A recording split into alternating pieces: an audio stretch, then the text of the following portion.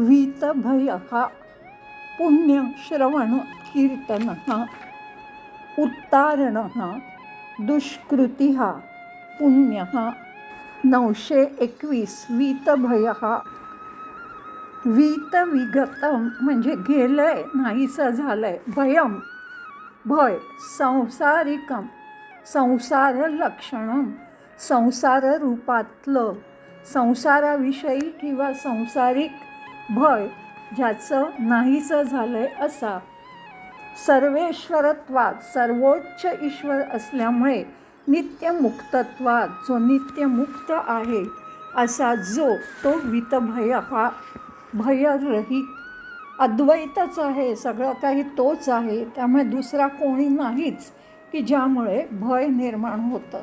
अभय निर्भय परमोच्च असा तो भयरहित असलेला वीतभय हा.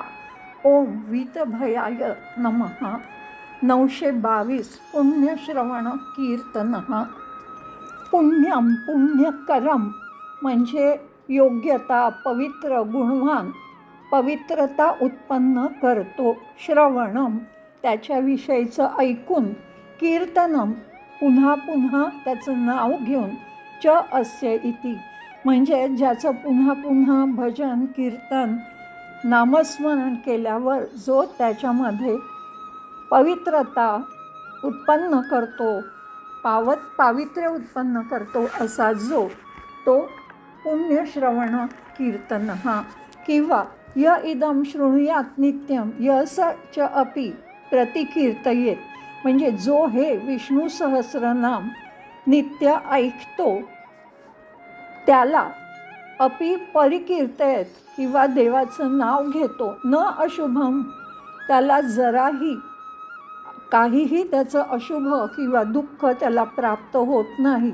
स अमूत्र इहच मानवहा अमूत्र म्हणजे येणाऱ्या पुढच्या आयुष्यामध्ये इहच म्हणजे ह्या आयुष्यामध्ये किंवा पुढच्या आयुष्यामध्ये त्याला कधीही दुःख प्राप्त होत नाही.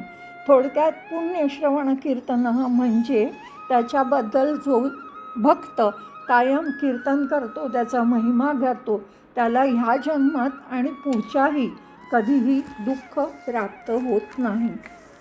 ज्याचं गुणवर्णन पुण्यकारक आहे असा महिमा श्रवण करून ऐकून कीर्तन म्हणजे गाऊन भक्तांची पुण्याची वृद्धी होते.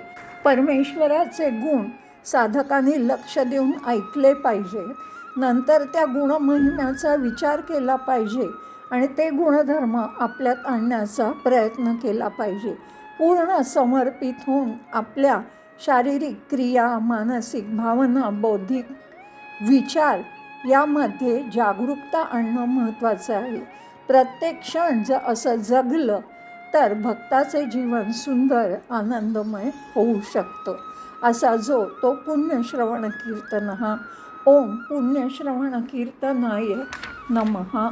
923 उत्तारणः संसार सागरात उत्तारयती इति जो संसाररूपी सागरातून जो आपल्याला पार करतो किंवा जो तारून नेतो तो सीमित पदार्थ गोष्टींच्या सांसारिक भौतिक गोष्टींच्या भोवऱ्यातून आणि त्यामुळे होणाऱ्या परिवर्तनातून बाहेर काढणारा.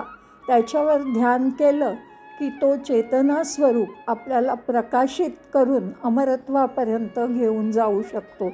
परिवर्तनहीन आनंदमय परमश संतुष्टीदायक शांत असा उद्धार करता जो इंद्रिय विषयांच्या दलदलीतून आपल्याला बाहेर काढतो असा पार नेणारा आपल्याला तारणारा तो उत्तारण हा. ओम उत्तारणाय नमः. 924 दुष्कृती हा. दुष्कृती ही म्हणजे दुष्कृत्य ज्याला पापसंज्ञितः पाप असं म्हणतात. हंती इति त्याचा त्या पापाचा जो नाश करतो तो दुष्कृती हा. किंवा ये पापकारिणः तान हंती वा किंवा असं दुष्कृत्य पाप करणाऱ्यांना मारतो असा जो तो दुष्कृती हा. कृती म्हणजे कर्म दुष्कृती म्हणजे वाईट कर्म.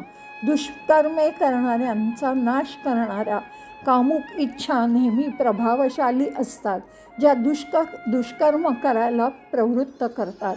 पण मनावर ताबा मिळवून तेच मन परमेश्वराकडे वळवलं तर तो परमेश्वर पापमय कर्मांपासून आपल्याला दूर ठेवतो. असा जो तो दुष्कृती हा. ओम दुष्कृतीने नमः. 925 पुण्य हा.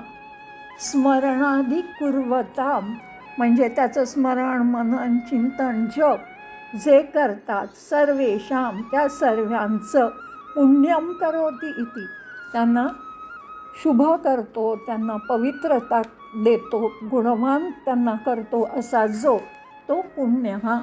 किंवा सर्वेषां श्रुतिस्मृती लक्षणया म्हणजे श्रुतिस्मृतीतल्या गोष्टींमार्फत सर्वांसाठी वाचा पुण्यम म्हणजे त्या श्रुतिस्मृती मार्फत जो घोषणा करतो की पुण्यम आचष्टे आचरण्यासाठी योग्य पवित्र पुण्यदायक काय आहे ते सर्वांना जो सांगतो तो पुण्य हा.